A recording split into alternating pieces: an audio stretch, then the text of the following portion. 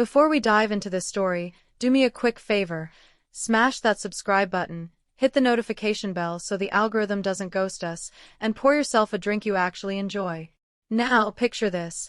I'm across your kitchen table, phone flipped face down, fully locked in, because what I'm about to share is too wild to pause halfway through. So here's how it all starts. Ryan and Megan had been together for 5 solid years, 3 of those as husband and wife, matching rings and everything. Right after they tied the knot, they moved into a condo that once belonged to Ryan's folks. It was an aging 2-bedroom from the 80s they used to rent out, but his parents figured it'd be a good starter place for newlyweds and handed over the keys, no strings attached.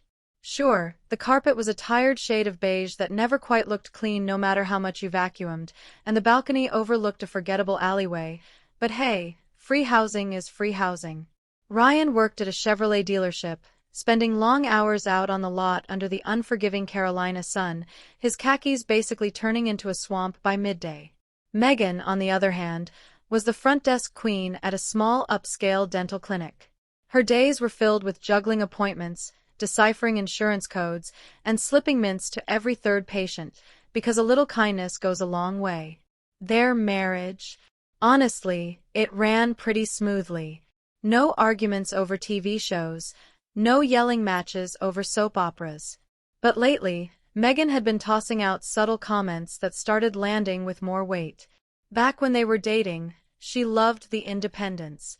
She made her own money, split the bills right down the middle, and never had to ask anyone if she could swing by for a triple caramel latte. But recently, those cheerful Monday morning vibes were souring into exhausted sighs. She'd drop little lines like, "Did you hear Lisa's husband told her to quit and just focus on Pilates? Must be nice." Ryan wasn't clueless. He caught what she was really saying. "Babe, I want off this treadmill. Can you afford to support us both now?" Problem was, his paycheck depended on commissions, and while he worked hard, the cushion just wasn't there yet. He'd been hoping for a raise. Just a month earlier, he'd pulled his sales manager aside, made his case with numbers, glowing customer feedback, and unwavering dedication. The boss promised to follow up. And eventually, the follow-up came. It was a dull, gray Thursday when Ryan finally got his answer.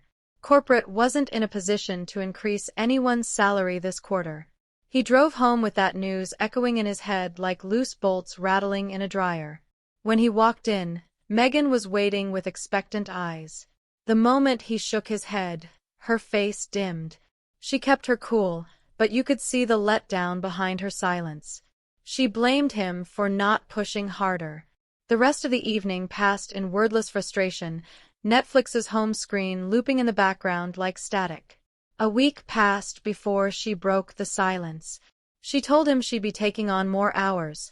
Her coworker happened to be on vacation for a full month.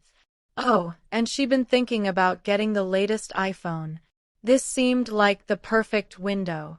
Ryan just nodded, even though he could read the real meaning between the lines.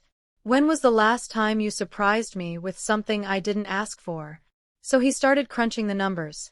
His commissions, their monthly bills, the cost of that shiny new phone, maybe even adding a bow on top. He'd find a way to pull it off. The next month blurred by in a haze of work. Megan was constantly on weekend shifts, so much so that Ryan couldn't even remember what Saturday brunch tasted like. He kept meaning to ask if her coworker had moved to Fiji permanently, but every time he stumbled through the door, drained from upselling extended warranties and endless test drives, his brain was too fried to think straight. Then came an unexpected Sunday morning. Megan had already left early, off to cover yet another shift. Ryan was in the middle of grinding coffee beans when his phone buzzed. It was his friend Alex, and his voice was tight. "Dude, you up? We need to talk. Like, now." That wasn't the tone Alex used for fantasy football updates. Ryan threw on a pair of jeans and met him at a nearby diner. The smell of sizzling pancakes hung in the air, but Alex wasn't in the mood for small talk. "You remember Grant, right?" he asked. Tall guy, owns a few hotels down in Myrtle Beach. Of course Ryan remembered. Grant was the kind of guy who always picked up the tab, even when nobody asked. Well, guess who came in for a veneer consultation? Alex said, lowering his voice. Your wife's clinic. And guess who texted him after the appointment? Ryan blinked. Yeah, Alex said, pulling out his phone. Grant thought it was hilarious. Showed me the message himself. Dude, the receptionist from the dental place just slid into my DMs. Alex didn't just spill the beans, he brought screenshots. Messages peppered with flirty emojis and one that read, "When do I get to see that beautiful smile again?" You get the picture. Suddenly, Ryan's maple syrup tasted like battery fluid. He pressed Alex for proof, timestamps, message history, every digital breadcrumb. That girls' night Megan claimed to cover last Friday? Yeah, it lined up perfectly with a cozy cappuccino meetup at some artsy, tucked-away coffee shop. Grant swore nothing physical happened, but it was obvious Megan was hoping their banter would evolve into something that came with its own key. Ryan's gut was in knots. Still, he stayed composed. He asked Alex for Grant's number right then and there. Called him directly, confirmed everything, and pleaded, truly pleaded, for one last favor, set up another date. Make it somewhere public, somewhere obviously romantic. A place where Ryan could walk in and detonate the fantasy right in front of her eyes. Grant was hesitant, understandably.